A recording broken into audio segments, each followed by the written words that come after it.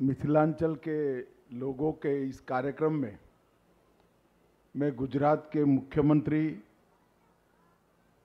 भूपेंद्र भाई पटेल का आप सबकी ओर से बहुत बहुत स्वागत करता हूं।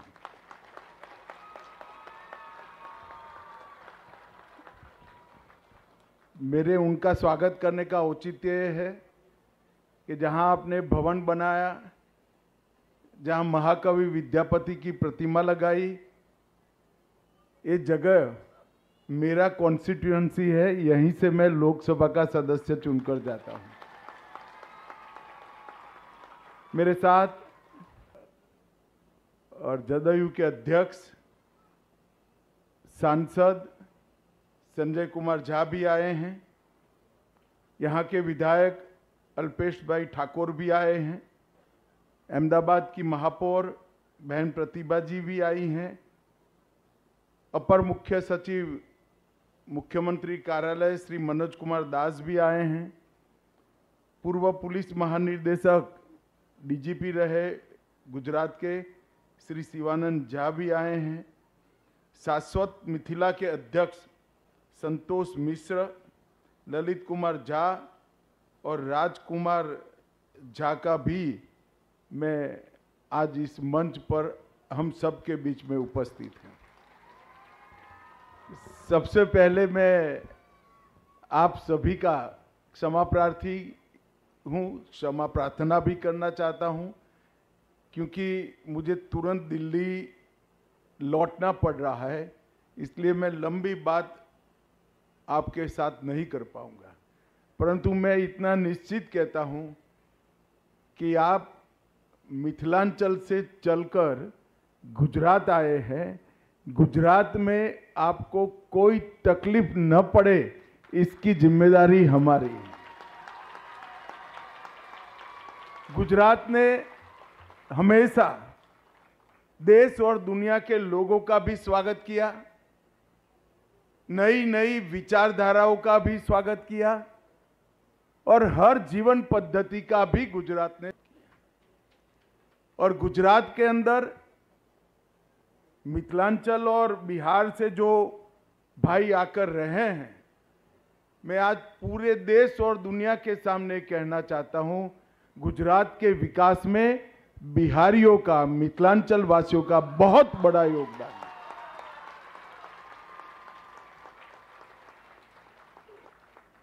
और कहीं भी कुछ भी हो जाए, मैं आपको विश्वास दिलाना चाहता हूं, गुजरात में आप लोग सलामत भी है, सम्मानीय भी है और स्वागत योग्य भी। मित्रों, आज मिथिलांचल की महान भूमि से गांधीनगर में, अहमदाबाद में, गुजरात में रहे हुए सभी वासियों ने यहाँ पर एक भवन बनाया। यहाँ पर आप लोगों ने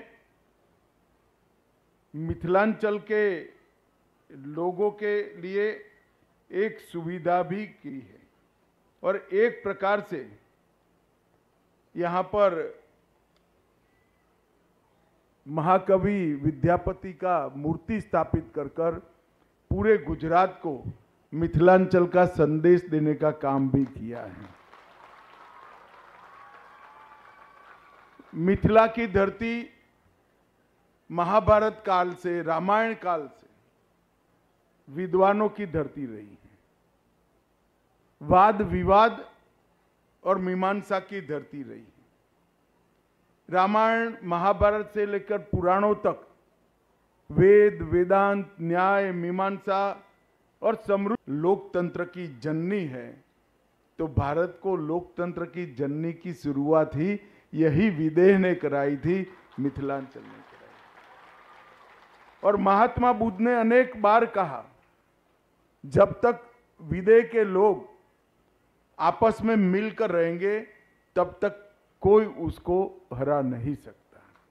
और लोकतंत्र की एक मजबूत ताकत मिथिलांचल ने खड़ी की, जो सालों तक पूरे देश और दुनिया को संदेश देती रही। मिथिला एक प्रकार से शास्त्रार्थ की भी भूमि रही।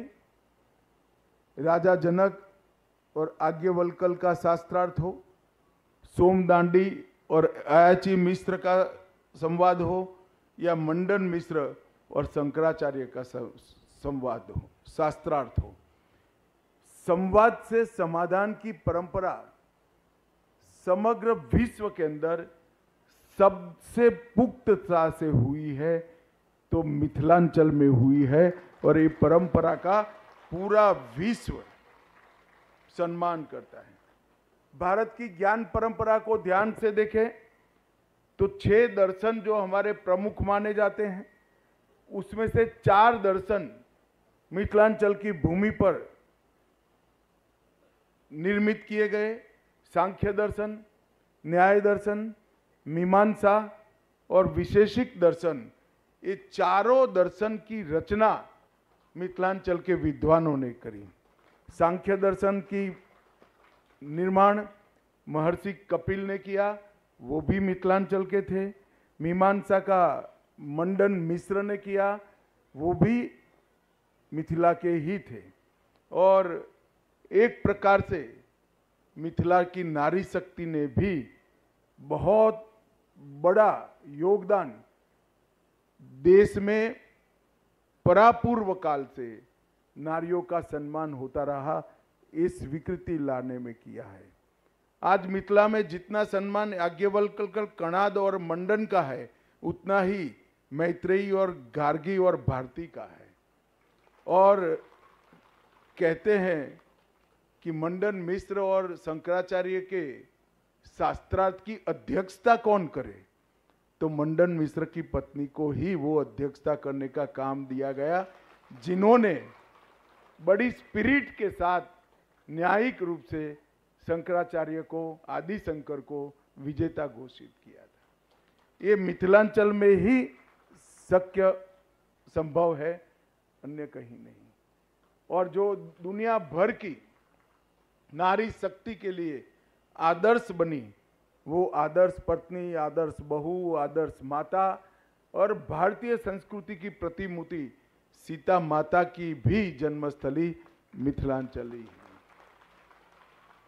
मैंने बिहार लोकसभा इलेक्शन में गया था, तब कहा था कि अयोध्या में राम मंदिर बन चुका, अब बारी मां सीता के भव्य मंदिर बनाने की है। और आज मैं मिथिलांचल वासियों के कार्यक्रम में कहकर जाता हूं कि आने वाले समय में एक भव्य मंदिर जो दुनिया भर की मातृशक्ति को संदेश देगा कि जीवन कैसा होना चाहिए, जीवन हर तरीके से आदर्श होना चाहिए, इसका संदेश देने का काम मां जानकी का ये मंदिर करेगा। और ये मंदिर निश्चित रूप से हम मनाएंगे। मैं लंबा समय बैठकर आपसे बातचीत भी करना चाहता था, मगर मुझे कोई अनिवार्य कारणों से जल्दी दिल्ली वापस जाना पड़ रहा है। आने में भी थोड़ा लेट हो गया और जाना भी जल्दी है, तो बहुत तो बात नहीं करेंगे, मगर दिल्ली में चुनाव है, अरे बिहार में चुनाव है, आप सभी वहां आइएगा। मैं भी डेरा डालकर वहीं रहने वाला हूं, वहीं पर मिलेंगे। आप सभी को अनंत अनंत शुभकामनाएं, प्रणाम, नमस्कार।